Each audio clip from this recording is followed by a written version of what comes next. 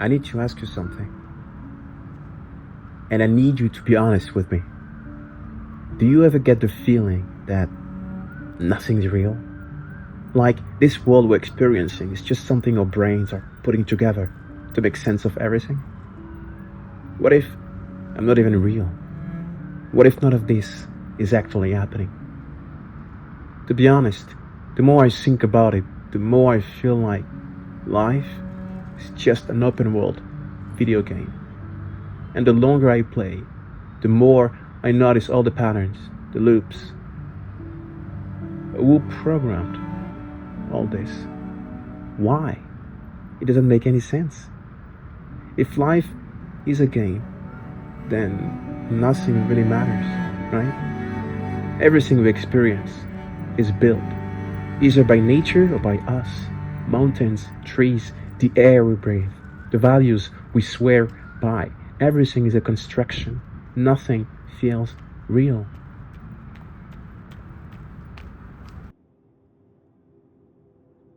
What happens if I don't want to play? Why should I keep playing a game I never asked to be in? I didn't choose to be born. I'm just here, trying to make sense out of a life I never asked for.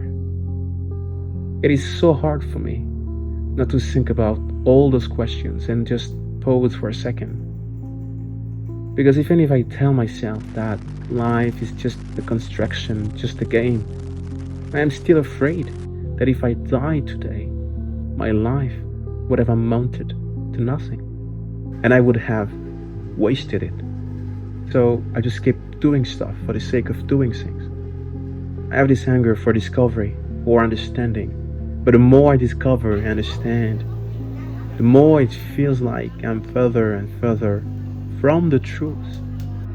Perhaps knowledge is my curse. And the more I dig, the deeper it gets. Again, if life don't have any sense, why should I keep playing the game?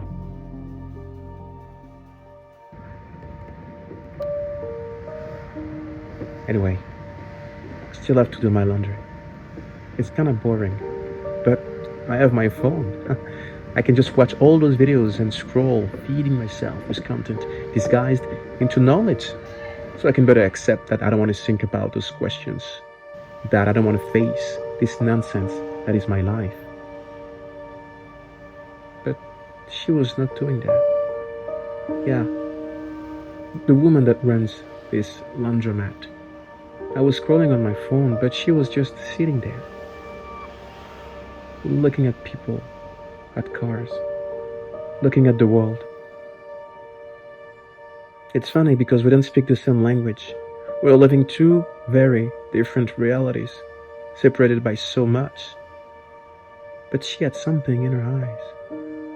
The way she looks at the world. I was imagining her entire life, the little girl she used to be, the quests and dreams she had, the love and suffering she lived. Everything that this woman experienced in her entire life will be gone one day. I wonder what she was thinking about. Does she ask herself the same questions I do? I don't know, but I felt something that day. I think I felt her soul. And by witnessing it, I also felt mine. Something changed in the way I think. Not that I understood something different. No. I just felt something.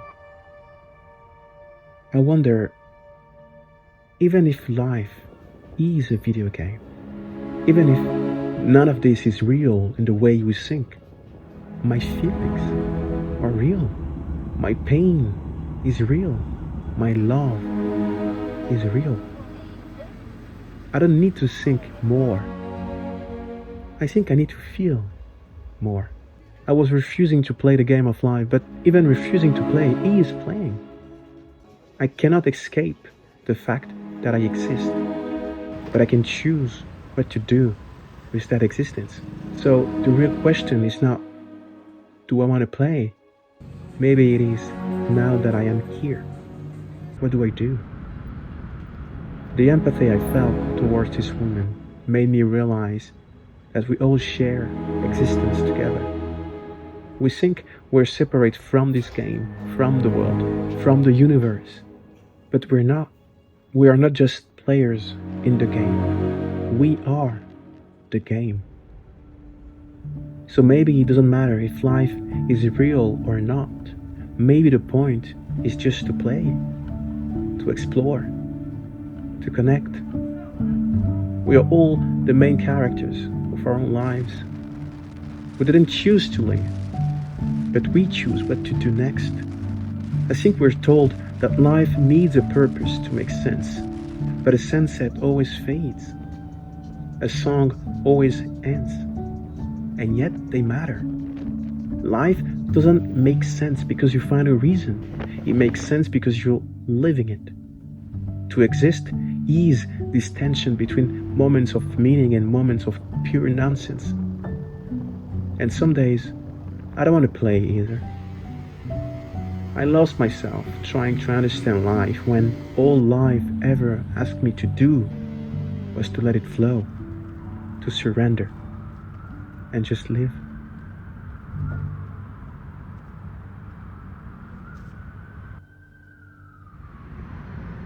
Meaning comes from attention, from what you choose to focus on. And the music you use can either serve this purpose or feel generic. I use Musicbed, the partner of this video today. You know, music is one of the hardest parts when it comes to editing. That's why thousands of filmmakers trust Musicbed with their curated library of authentic cinematic songs. Most of us don't realize how much time we waste settling for music that just fills space. But Musicbed gives me music that actually says something and lets my work breathe. If your goal is to blend in, any song works. But if you want your work to be felt, you need music that leaves something behind. Musicbed is offering a 14-day trial, so start yours today and hear the difference for yourself via the link in the description.